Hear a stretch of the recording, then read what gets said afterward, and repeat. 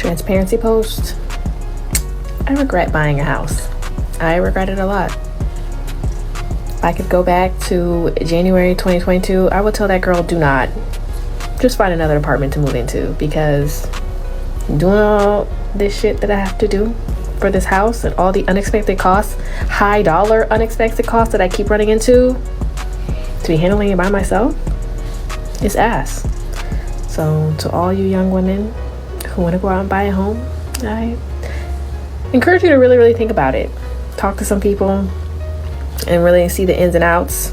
I mean, it always sounds good. Oh yeah, your mortgage is only going to be $1,000 until they reevaluate your property taxes, and that bitch goes up $200. You know, it's trash. 85 degrees, your AC is going to go out. You don't want to know how much that costs. It's trash. Came in and bought a house when I was 26 and fell immediately into poverty.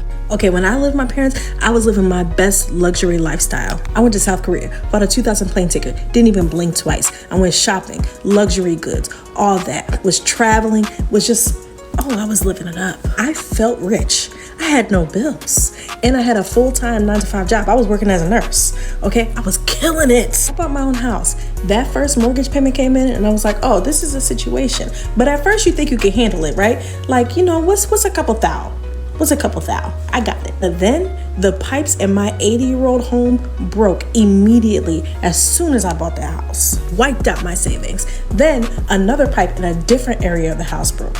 Okay, I'm struggling. Okay, I need help. Then my neighbor's pipe, it was a twin house, her pipe broke. And she didn't believe that her pipe broke, but her pipe broke on my side of the house. So all of that water that was coming down was spraying into my home. And then my water heater broke. When I tell y'all, I went from living in the lap of luxury to destitute immediately. I have been seeing many of these TikTok rants, buyer's remorse, house poor videos on TikTok a lot lately, and I have to tell you, it bothers me. And I feel bad for the homeowners who are in these situations. I want to share a few of these videos and give a little commentary regarding what they're experiencing and advice for those wanting to become homeowners. Advice that could prevent you from having regrets and making a similar video, because no one wants to feel trapped in a home, not being able to enjoy it and not have a life outside of it. I bought my house in 2020 and she was an older home, okay? I was a first-time home buyer. I was like really excited because homeownership, the American dream. And I was buying at like the best rates. I didn't even know what that meant, but they were like, these are the lowest rates in history. And people were like, this is a good deal. So I bought it. At the time when I bought it, I had a boyfriend who was living with me. And he was a really handy guy. And I was just like, oh, well, all the things that need to be fixed, he can just fix. He's a man. But then he left me. And so I was in that house, just me. And I'm not handy, okay, at all. Like I can barely screw in a light bulb kind of thing. So then things were breaking all the time and I had to hire somebody to come fix it all the time. And I was like, damn, this is expensive. And I can't really afford this. Like I can't afford, and I was making good money at this time. I can't afford to own this home, maintain this home, and then also keep my sanity. I can't do that. I lived in it for a year and it really like sucked the happiness and joy from me. I put so much money into this house. I wasn't even fixing it up. I was just living there. I spent so much money because there was always like a water problem, an electricity problem, some furniture that's breaking, some appliance that's breaking. And I did get a home warranty, which I would absolutely 100% recommend. But a home warranty does not mean that you're not having to pay for the appliances when they are fixed. They're just at a discounted rate. I didn't realize that either when I got that home warranty. But I have everything. I wish that was something that I would have done when I first moved in. It would have saved me so much money. So in about July of last year, I was just like, oh my God, this is it. I can't do this anymore. I'm selling this house. And it was like a really hard decision for me because just like you, I felt like this guilt, like, oh my God, I am selling my house. Most people can't even afford a house. Like I'm being so ungrateful. All I gotta do is put a little work in it. But I'm telling you, like I was bleeding money. Like buyer's remorse is real. Nearly all buyers in 2023, 93% of those surveyed, have regrets about their home buying experience, up from 72% in 2022, according to a survey conducted by Clever Real Estate. It's common, especially among first-time home buyers. After all, a home is typically the biggest ticket item most people ever purchase.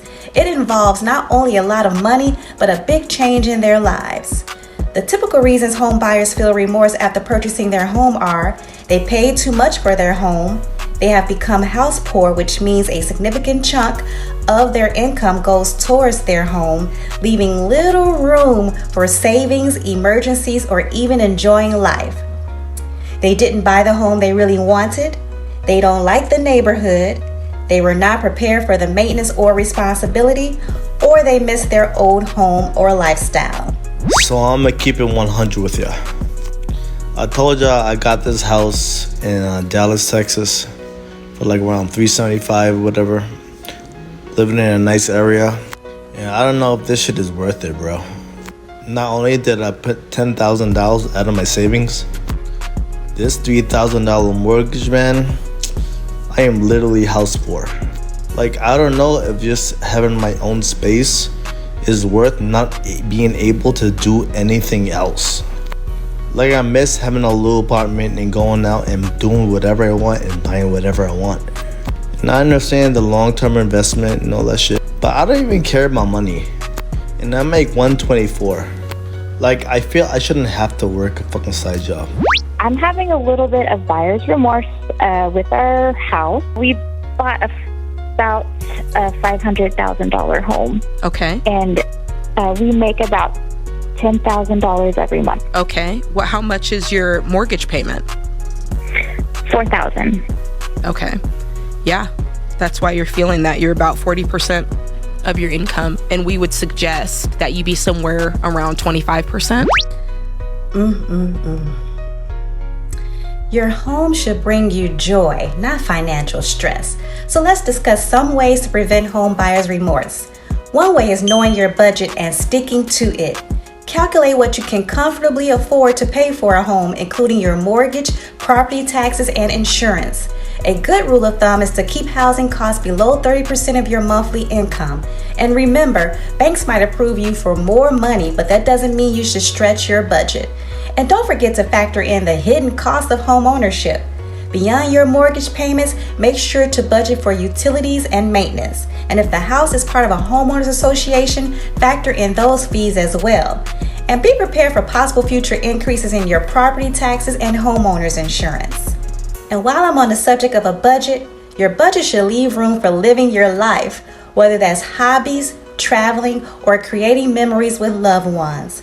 For example, in this video here, Mr. Ugly said that he makes $124,000 a year, so approximately $10,300 a month, and he says his mortgage payment is $3,000.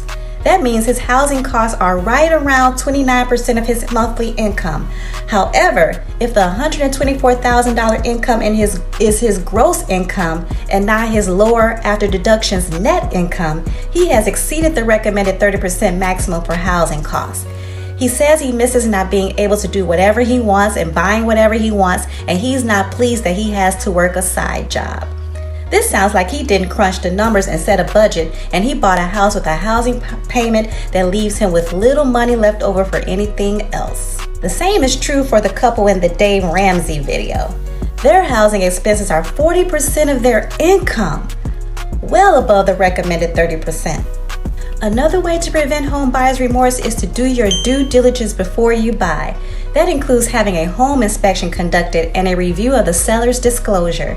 A home inspection can uncover problems like structural issues, outdated systems, or expensive repairs, and a seller's disclosure can help you understand the home's condition. Also, consider future repair costs. Will the roof need replacing soon? Are the appliances nearing the end of their lifespan? Knowing this upfront can save you from unexpected financial stress down the road.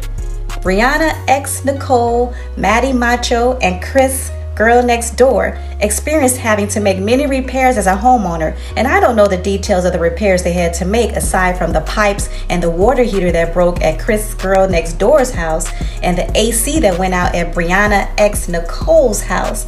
But I wonder if they had a home inspection where they could have asked questions and learned about their soon-to-be home, its problems, the maintenance, and possible future repairs that would be needed.